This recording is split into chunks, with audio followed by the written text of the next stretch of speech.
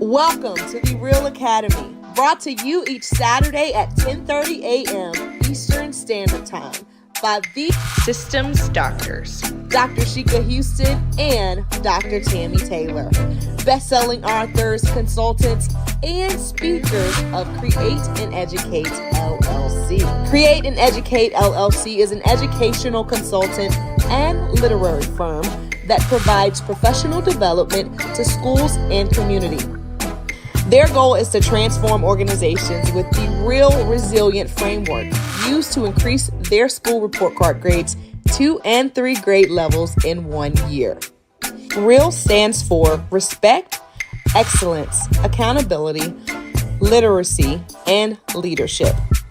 This framework is used to coach leaders and teachers and build student efficacy while putting systems in place that aligns the work of the school improvement, making the process manageable. When the work is manageable, teachers and leaders don't stress out or burn out. the Systems Doctor Alignment systems are designed to help schools evolve and grow, all while instituting protocols and processes designed to promote collaboration and collegiality. The implementation of the alignment framework prevents some of the most common problems in education, where leaders sometimes aren't sure where to start, or in our new age of educating, leaders need a trusted sounding board that allows them to be vulnerable and transparent, preventing loneliness at the top. The framework doesn't just help leaders, but also prevents teachers from burning out from too many initiatives and embracing teachers as they are the experts. Finally, the framework extends to the children, helping them get engaged in school and solving a nationwide problem. Alignment systems are frequently referred to as a key element of success in the improvement process. In the sport of rowing, all rowers must put their oars in the water, succinctly creating a system for their boat to reach maximum speed. So schools that want to improve are bringing in the Systems Doctors to teach them all about the alignment systems that must be in place for school improvement to be accomplished at high levels. The dynamic duo provides insights into educational topics through their international platform, which includes educators, parents, and community members as a way to support important entities that make communities thrive. This is their way to pay it forward and provide the support they needed through their platform. Take a look. People who work with the Systems Doctors describe them as an excellent and inspiring group of leaders. They get into the weeds of work with leaders through their TrustMate Institute that you should contact them about today by filling out the contact form on their website.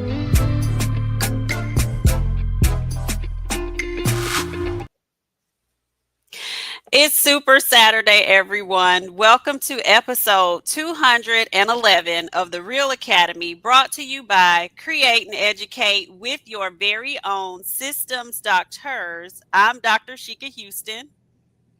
Good morning, everybody, and I am Dr. Tammy Taylor. Welcome, and thank y'all for joining this morning.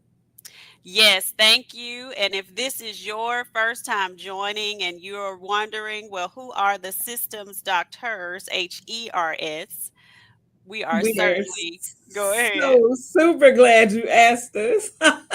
Most definitely. The Systems Doctors are best-selling authors, speakers, who have transformed our schools with the report card movement of 2 and 3 levels in a single year. We are award-winning leaders.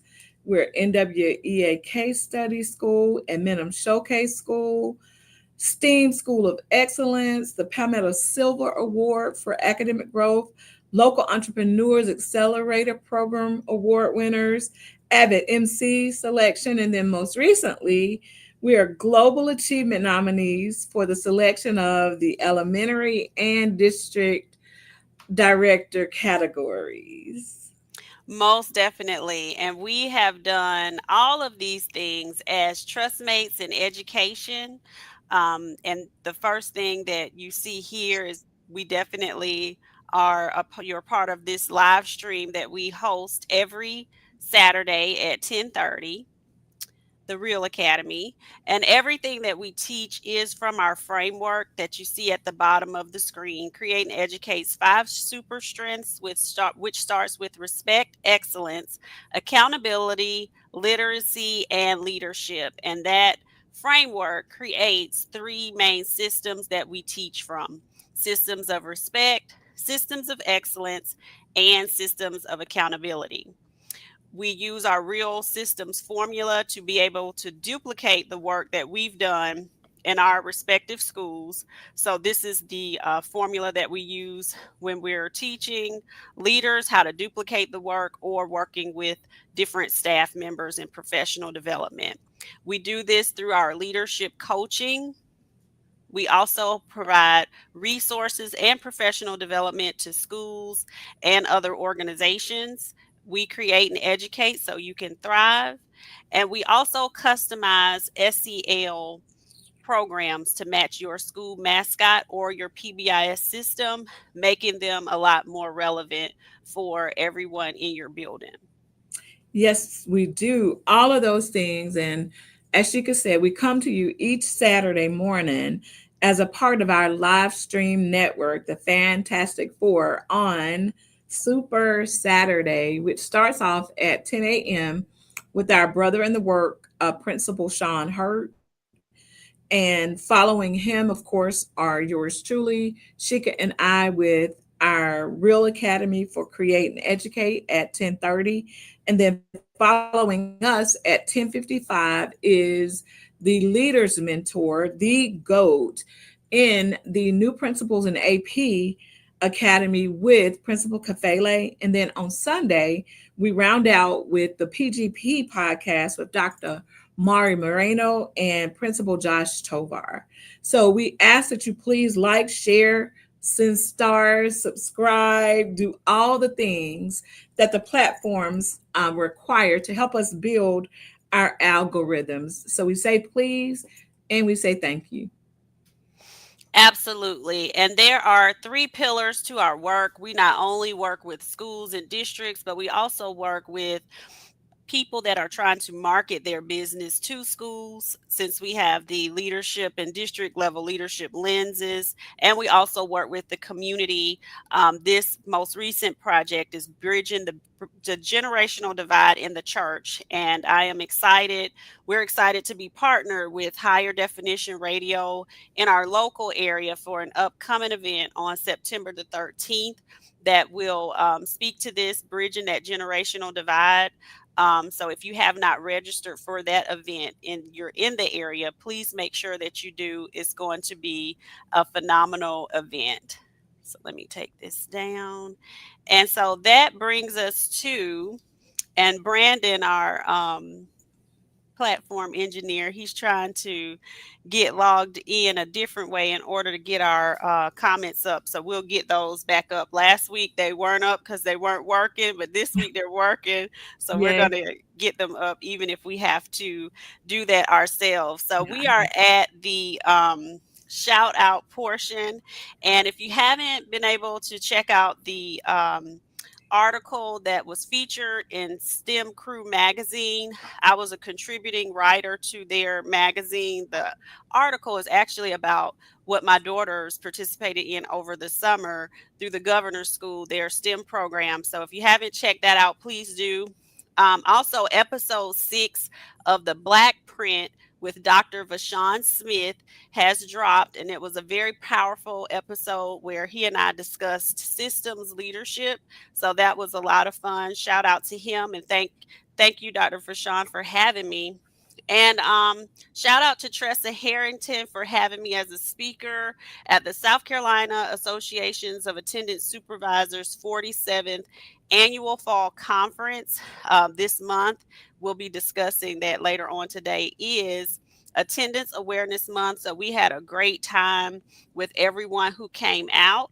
And last but definitely not least, shout out to my girl, Dr. Tammy Taylor, who is the new, let me get it right, Coordinator of Recruitment and Employee Relations for Chester County School District. So let's give her a round of applause. We are super excited for her and her new venture. Thank you very much, Shika. And I want to shout out Raynard Public Charter School in Lexington, Kentucky. I had an amazing session with the leadership team at that school on creating systems that sustain. So, shout out to everybody who participated. It was absolutely amazing. Awesome, awesome. So now we are at our shout out time, and Brandon is back. I see he's getting the comments up, so we are Okay. thankful. I'm just going to go down my list. So we're thankful for AP Patrick Lawrence. Thank you for joining us. The one and only Dot McKeever Jeter. Thank you for joining us. Stacy L. Joy on the West Coast. Thank you for joining us. Thank you, Janae Stacey. Whitehead is here. Thank you for joining us. Brandy Willis is here. Wheels. Brandy Hey, Prince Brandon. Wheels is here. Thank you for Thank joining you. us. And she's also had a birthday not too long ago. She and I think her birthday's right after mine, if I'm not mistaken. September, Devon's Vance Daniels, thank you for joining us. The GOAT is here, Principal Kafele. We appreciate you always, and we always have you prayed up on all of those trips. So thank you for joining us, and we appreciate your collaboration in this work. Dr. Melissa Jones Chunu, thank you for joining us. Dr. Joe Griffin, who is also out on the West Coast by way of Mississippi, I believe. Thank you for joining us. Kenna Rollin from New Jersey, we appreciate you. Thank you for joining us. And Constance Sherrod out in Pearl, Mississippi. We appreciate you. Thank you for joining us. Dr. Rella Hicks, thank you for joining us.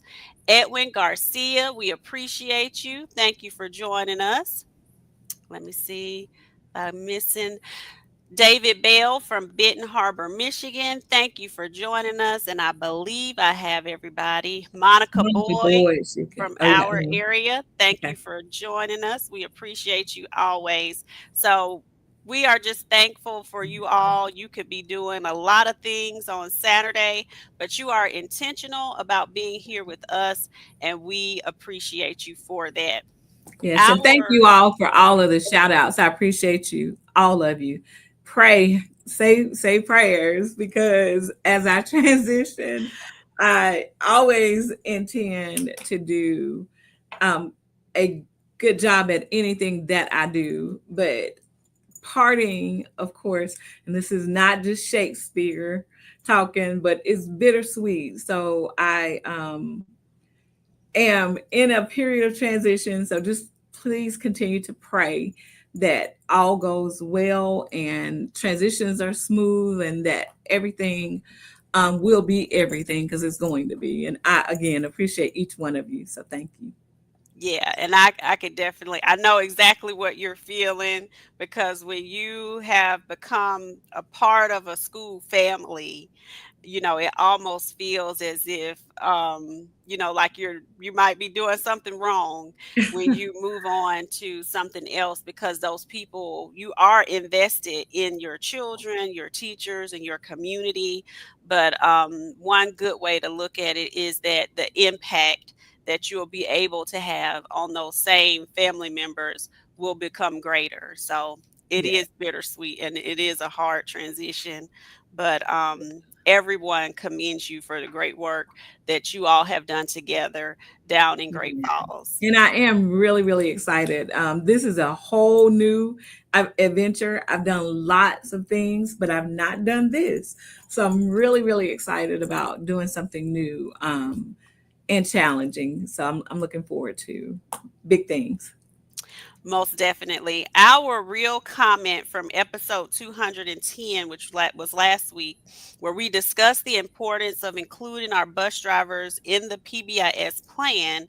And we also talked about the importance of connecting with students. So our real comment comes from Stacy L. Joy, and she stated, Being a teacher for 40 years gives me the advantage of knowing parents, grandparents, and the whole doggone village.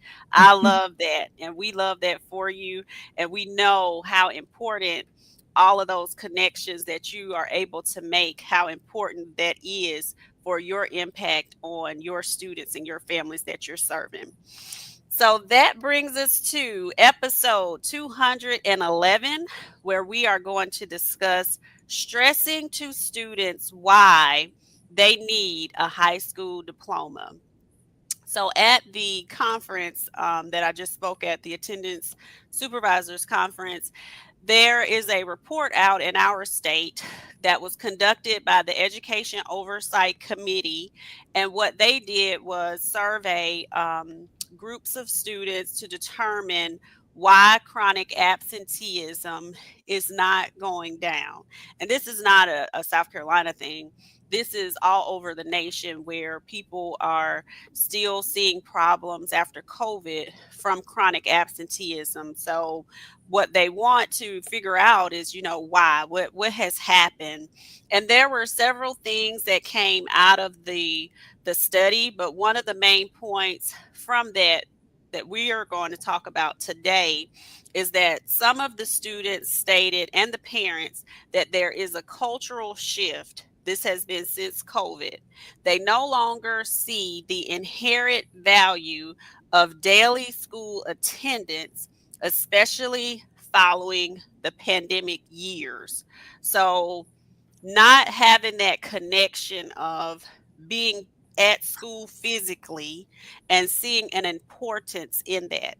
And I also wanted to bring light too, because we were having a very similar conversation at my hearing officers roundtable discussion at the state level as well, where that whole mindset shift of with suspensions, it used to be that when a student may have gotten recommended for expulsion or a 10-day suspension was in front of them, or that was even a thought, there was fear, or people didn't want that to happen, and that mindset has also shifted.